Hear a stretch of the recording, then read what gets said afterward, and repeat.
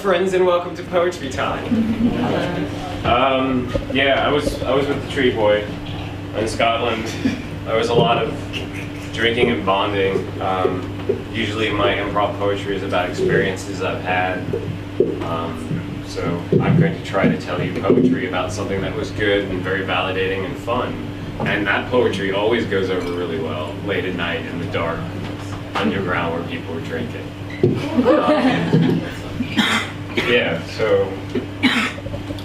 No. I'm going to answer a question Andre asked me. Can I answer a question Andre asked me in an improv poem? It's kind of a cheat because there are other people in this room who've had this conversation with me.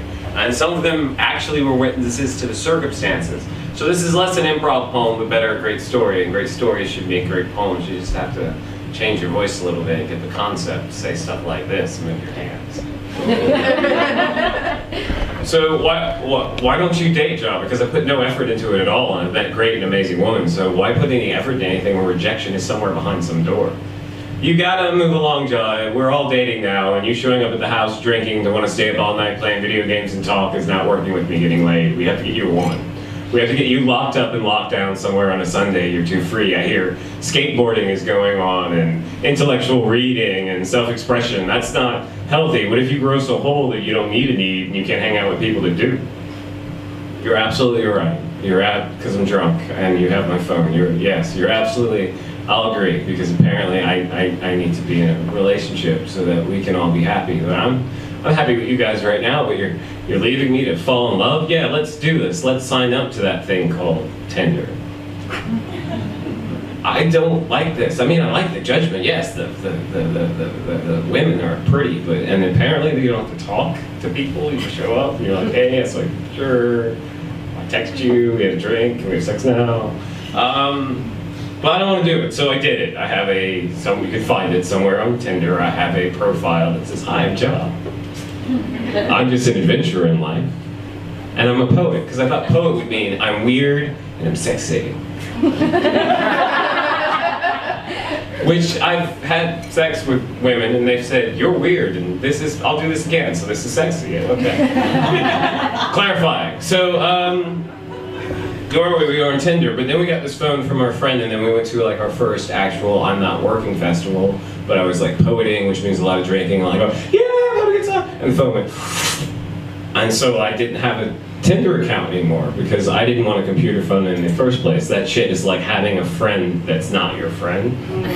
And you know, you can tell that this is a good poetry night because no one's phone is floated up at all except to film people on, and I think that's cool. It's like we're all friends in these moments. That's how I like to, do it, friends or something cool. Like I meet you at a party. So I'm at this party, it's a housewarming, but it's late and we're drinking, and this girl is telling me that she's met me before at another party and how she thought I was an asshole because I said my name was Jah, even though that's, my name. And I thought, wow, why am I talking? Like, why really am I still here when I could, be exploring and self-expressing? Because the couples are pulling off, and I figure a couple more drinks, I'll go home, watch some cable, play some video games, go to sleep. But you're like staring, like I've done something to you I'm unaware of. And I said, what is it? She said, I liked you on Tinder.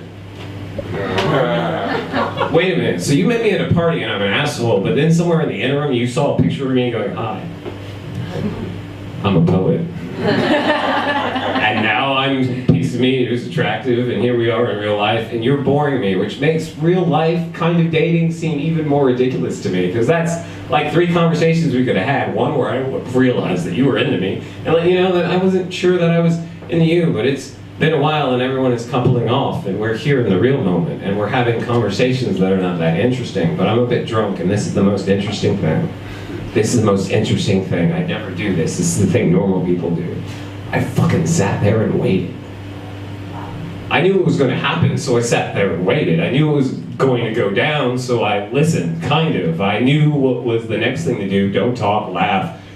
Deep thoughts are not important here. Just kind of go and flow by. Ooh, you want to dance? Yeah, let's dance. Ooh, let's have a cigarette. Really? Cool, cool, cool. Veer away from family issues and personal problems. That's cool, cool. I've always wanted to wonder what a last guy looked like as he was being dissected, and I said to my God, I said to my God later, I called my mother and I said, you won't believe the shit that happened to me this weekend.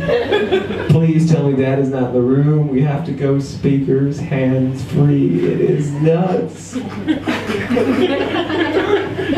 But Mom, I had to listen to things no one should have to listen to if they don't actually care. And I know that you don't care. And it seemed like a big long dance. And how is the computer even faster if I have to still sit in this kinds of conversations? And I know it's already not going to be love. I know I'm healthy and you're healthy and we're not idiots, so it'll be good.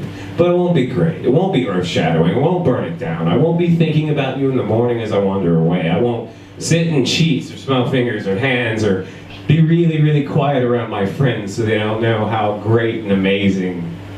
Long story short. Short story long. 5 in the morning, sitting on an inflatable mattress in somebody else's living room at their housewarming, right? Best story ever. And I kept thinking to myself, how could we have condensed all this into one moment? One act. One conversation. I don't know how in this world where people fuck to then fall in love or fall in love then to fuck. I don't like trying. I don't feel unwhole, so I feel no reason to fill it. And the best times, like the time a girl came up to me and said, I thought you were an asshole, and stalked you on Tinder, and I'm going to sleep with you now in this room when all these people are gone, and an inflatable mattress as the sun's coming up through the glass doors, which apparently have no curtains on the ground floor, facing the courtyard. But if no effort, just being apparently an asshole with a funny name can bring this kind of conversation to me, why should I try? Every love I have ever had, I have seen coming. And that shit has scared me so much, I tried to run from those girls. But apparently I like the ones who can tackle.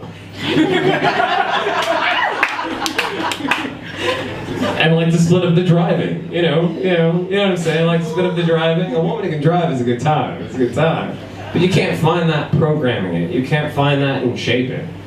I mean, my dad loves my mom, and my mom loves my dad. And at times when they stand in the same room, the only thing that I know is that a true bond is that fucking that right there must be what love is. And then I got friends who hold hands and fall in love for like 6 months, and then that 6 months gets repeated over and over and over again. And then there's the master of the 6 months that's actually the week. You ever had the friend who's able to do it in a week? Every one of them sits a certain type. But it's over and over and over and over and over again, and I just don't have the effort. There are comic books to read, there are skateboards to do, there's poetry to read out loud, there are you people to annoy. So yeah, that's why I don't do the electric systems and put no effort into it. I mean, it is, after all, biological when I read poetry.